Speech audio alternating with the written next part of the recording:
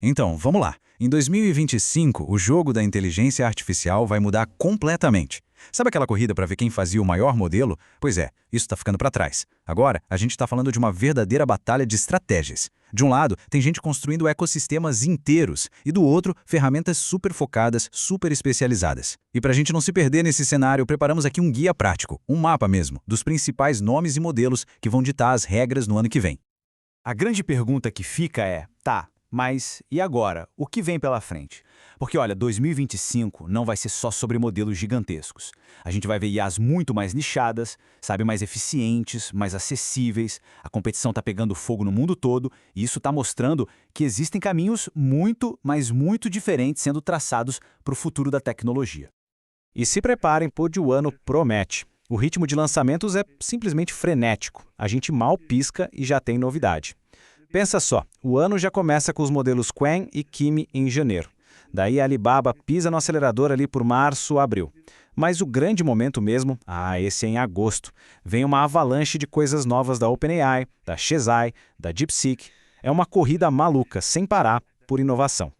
Bom, vamos começar pelos nomes que a gente já conhece, né? Aqueles que estão sempre nas manchetes. No Ocidente, os gigantes da tecnologia não estão só competindo por competir. Não, cada um está fazendo uma aposta bem diferente, uma aposta estratégica, com uma visão muito particular de como abocanhar um pedaço desse futuro da IA. Olha a OpenAI, por exemplo. A ideia deles não é só criar aquele supermodelo único e pronto. Não, a estratégia é muito maior. Eles estão construindo um ecossistema completo, sabe? Com uma ferramenta para cada tipo de problema, para cada necessidade, desde pesquisa de código aberto até comunicação em tempo real. E uma peça-chave nesse ecossistema é a aposta deles no tal do GPT-OSS. Mas, na prática, o que significa código aberto nesse contexto? Bom, significa que o cérebro do modelo, a parte mais importante dele, que são os pesos, se torna público. E daí? Daí que qualquer pessoa pode pegar esse modelo, rodar no seu próprio computador, modificar, ou seja, o controle sobre os dados e os custos fica totalmente na mão de quem usa. E os benefícios práticos disso são impressionantes, de verdade. Imagina só, um modelo com 20 bilhões de parâmetros rodando numa máquina com só 16 GB de RAM. É incrível. Isso basicamente democratiza o acesso à IA de ponta. Dá um poder imenso para startups, para desenvolvedores independentes e para empresas que precisam de privacidade total com seus dados. Nossa, isso muda o jogo completamente. Agora, do outro lado do espectro da OpenAI, a gente tem o GPT Real Time.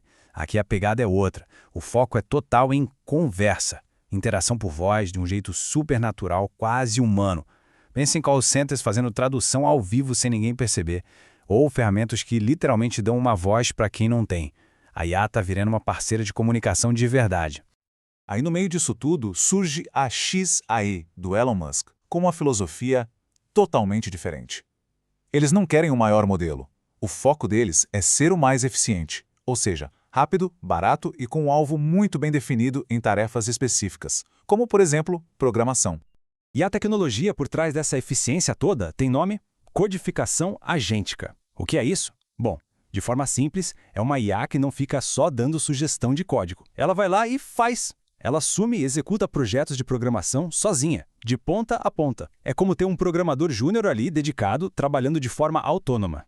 E isso nos leva direto ao Grok Code Fast One. Ele foi pensado exatamente para ser isso, pequeno, rápido e barato.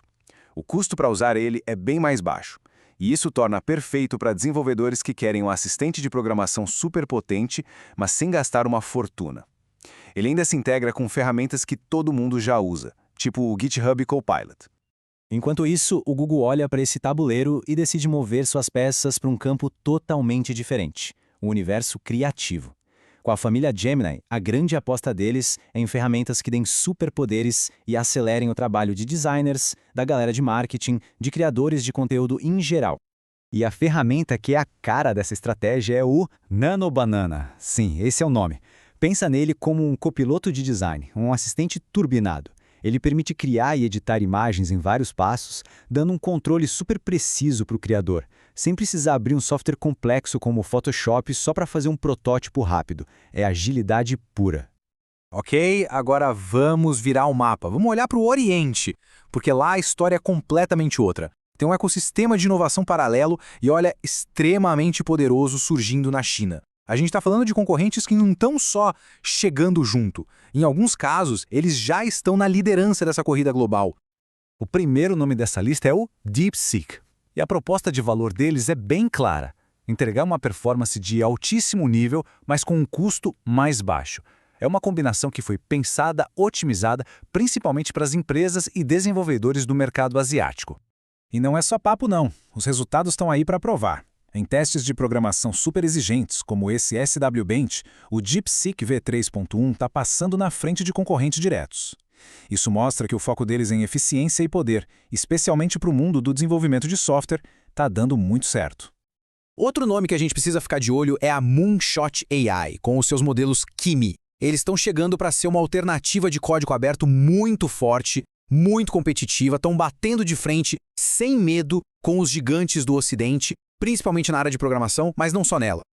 E a família Kimi tem duas versões, com propostas diferentes. Tem o Kimi K1.5, que é um modelo multimodal mais equilibrado, sabe? Ótimo para estudantes, para empresas que precisam de uma IA acessível. Agora, o Kimi K2 é outra história. É um monstro.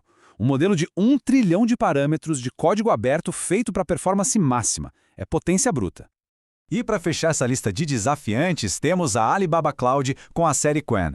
E aqui, de novo, a abordagem é diferente. Se a OpenAI está montando um ecossistema de ferramentas separadas, a Alibaba está construindo um canivete suíço, uma potência que faz de tudo, projetada para lidar com praticamente qualquer tipo de dado que se jogue para ela. E a evolução da família Qwen ao longo do ano mostra bem essa ambição toda. Eles começam com o 2.5 Max, que é focado em raciocínio pesado. Logo depois, a coisa expande para modelos multimodais, que entendem vídeo, áudio, documentos. E o ápice é o Qwen 3, uma família super flexível que fala várias línguas, pronta para atender times do mundo inteiro. Ufa! É muito modelo, muita estratégia diferente, né? A pergunta que fica é como a gente se acha no meio de tudo isso? Bom, vamos juntar as peças agora num guia bem prático para a gente entender para quem cada um desses modelos serve. Então, resumindo, este é o mapa de 2025. A OpenAI está apostando em um ecossistema global. A xAI e a DeepSeek estão focadas em eficiência para os desenvolvedores, cada uma de um lado do mundo. O Google quer ser o rei do pedaço criativo. E gigantes como Kimi e Qwen estão mostrando, contudo, a força do código aberto e da capacidade de lidar com vários tipos de dados. Cada um escolheu seu próprio campo de batalha. No fim do dia, o ponto principal é o seguinte: cada um desses modelos não é só uma ferramenta, é uma aposta. Uma aposta estratégica sobre como a gente vai usar a inteligência artificial no futuro. A questão não é mais qual deles é o melhor, mas sim qual dessas visões de futuro vai ganhar. Isso nos deixa com a pergunta que realmente importa. Agora que a gente tem esse arsenal tão variado de ferramentas de IA, de ecossistemas fechados a potências de código aberto, a pergunta deixou de ser o que a IA pode fazer. A verdadeira pergunta agora é: quem vai usar tudo isso para construir o futuro? E que futuro vai ser esse?